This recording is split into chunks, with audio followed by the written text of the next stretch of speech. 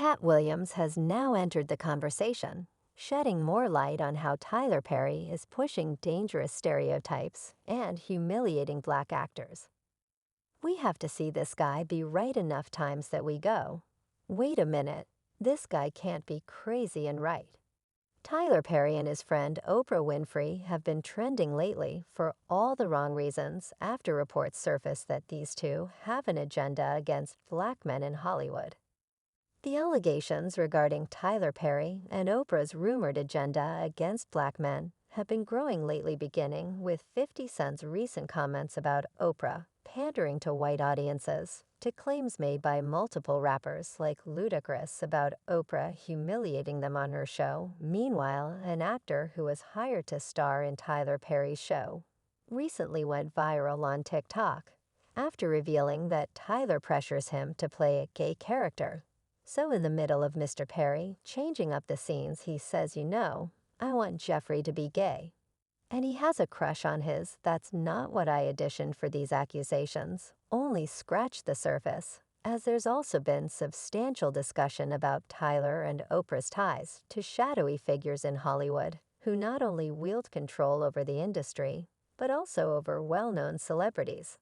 And while most celebs are too scared to speak out on this, there are a few rare ones like Katt Williams who never hesitated to speak truth to power. So what exactly did Katt say about Tyler Perry? Does Perry really have an agenda to humiliate black men? Let's get into it. I've just chosen not to optimize that. I know that if I were to just be a little bit more forthcoming as to what the whole situation was, everybody would be on my side. So Tyler Perry recently started trending after reports emerged that he's been pushing an agenda to emasculate black men in Hollywood and pressure them to play gay characters. Actor Brandon J. recently went viral after he posted a TikTok video exposing Tyler Perry for trying to force him to play a gay character, even though this wasn't what Brandon originally signed up for. So Brandon was cast in the sitcom Meet the Browns in the role of Jeffrey, a high school teenager who's being bullied. But according to Brandon, when the time came to shoot his scenes, Tyler suddenly decided to change the script and told him his character would now be gay and have a crush on his bull. So in the middle of Mr. Perry changing up the scenes, he says, I want Jeffrey to be gay. And he has a crush on his way. That's not what I auditioned for. And while Brandon initially agreed to learn his new lines, Tyler Perry changed the script again, and Brandon felt like he was messing with him on purpose to see how far he could push him. A recording, the most trying and difficult thing I've ever done in my life, was Meet the Browns. I had no clue Tyler Perry's studio schedule was so strict. For example, if you work on a typical network show, one episode takes a whole week to film.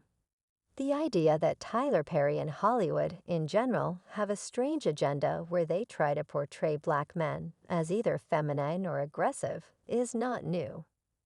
In fact, a number of actors and comedians have publicly voiced their opinions about it, including Terrence Howard, who recently complained about the alleged androgynous nature of Hollywood, saying that the more successful men are now the more effeminate. Terrence Howard also made this claim in a recent interview with Revolt. Terrence asserted that powerful black males are viewed as dangerous and have been vilified. Thus, Hollywood purposefully presents them as feminine. I don't want to remove a few chromosomes to fit into someone's story, Taryn. Therefore, I feel they need to expand their stories to allow men to be men and simultaneously appreciate a woman's beauty. Taryn claims that with the new formula, most men are made to be effeminate and not have their power or sense of strength. They allow white men to be strong, but when it comes to black men, it's seen as a threat. In the meantime, there have also been many rumors that Hollywood studios has been pressuring black comedians and actors to wear dresses on screen. One of the first people to discuss this was Dave Chappelle, who stated he was once under pressure to wear a dress while filming a movie with Martin Lawrence. I've been connecting with them, saying, wow, these girls are going to wear a dress that's happened to me. I'm doing a movie with Martin, yeah, the movie's going good, so I walk in the trailer, and I'm like, "Man, this must be the wrong trailer because there's a dress in here." Dave informed the producers that he didn't want to wear the dress because it didn't fit him and made no sense for the scene. However, when the director entered, they all got tired of Dave trying to persuade him to wear the dress. I mean, it's a funny scene. All the greats have done it, so we have all the best benefits. So why don't we just say no to it? Because I don't feel comfortable wearing a dress. "Oh, come on, Dave, listen. We got it all set up. We're supposed to shoot every minute. You waste costs this much money. You know the pressure comes in." The producers only gave up once they realized they couldn't be convinced. And Dave said they were prepared for this because they had another version of the script ready, which means the whole dress thing wasn't really necessary. And they were just trying to see if he would agree to it. The minute it was clear, I was adamant. "I'm not wearing a dresser, not wearing the dress. All right, Pie, think of something else." That comes back 10 minutes later. The whole news says, "Hot damn, how did you write the scenes so fast now?" When Kevin Hart was later asked to comment on Dave's story about the dress, Kevin just laughed it off and said he would never do anything that could hurt his rampa. Definitely haven't ran into put on the dress. I mean, you have to have boundaries, you have to have limits that you refuse to cross. You gotta know that you're a brand as a brand. You should always safeguard your reputation. But a few years later, Kevin showed up in an SNL comedy dressed in a dress, and all of a sudden, his career took off. The new Pope, a 9-year-old Oscar nominee named Wallace, was nominated the same year that Kevin's SNL skit aired. When asked to comment on the whole dress controversy, Katt Williams responded that it has been going on in Hollywood for years and brought up Tyler Perry's contentious role. Katt Williams was promoting the terrifying movie 5. Media. Kevin doesn't have to worry about what people will think of him for wearing a dress because there has been a long history of people before him who have worn dresses. So while we're picking an old poor Kevin Hart because it was his turn, some of us are against the Illuminati, and we are against the Illuminati at our own detriment. While many people dismissed this at the time as a conspiracy theory, fans are now saying it actually makes perfect sense because there are many examples of Black actors and comedians who have achieved success after donning dresses on screen. Tyler Perry, on the other hand, has been accused by a number of public figures previously. Charlemagne the God declared that he no longer watched Perry's films since they portrayed Black guys in a very unfavorable way in the majority of them. I always end myself being irate when I watch Tyler Perry films. Temptations, the African-American horror film, is about a female who cheated with Lance Gross. She ended up getting beaten up by the man and contracting AIDS, among other things, and you know that he was involved.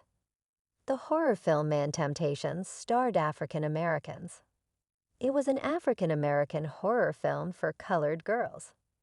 I believe he was involved in the African American horror film Precious. I really don't know, man. Tyler Perry gives a really awful impression of Black men, even if we're not that horrible. Renowned filmmaker Spike Lee once referred to Harry Tyler's films as very controversial due to his portrayal of Black female characters, accusing him of feeding negative preconceptions about Black women.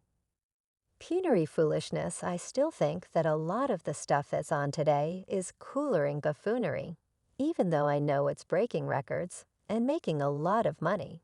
But we could do better. Let's talk about Tyler Perry for a moment. There have been rumors about Tyler Perry being on the DL for years. Some people believe that Tyler is projecting his suppressed orientation onto other Black actors, but Katt Williams isn't here for it. Additionally, a video of Katt recently resurfaced in which he called Tyler a drag queen. I have no hatred for Tyler Perry because, to be very honest, he's a traffic queen, but he is a drag queen. To someone who works in drag, do you know who Media is? Not nobody's grandmother either. When Katt was recently asked to explain why certain comedians and actors succeed in Hollywood despite their lack of challenge, Katt responded, "You're basically given a choice," adding that you're never going to reach that next level of thing if you refuse to sell out and do things like wear makeup and dresses. I said 20 years ago that I wouldn't wear makeup or get Botox, even though I knew those things would make me look better. My goal isn't so much to look better as it is to look like the Katt Williams you see in the movie.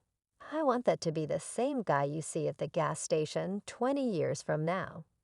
I've never been on a commercial audition in my life, just as I wouldn't have allowed my tour to be sponsored when I was broke, or I wouldn't accept free clothes like I don't have a style. Essentially, my point is that I can't win over there because I don't play it appears that many people think these are true, and many of them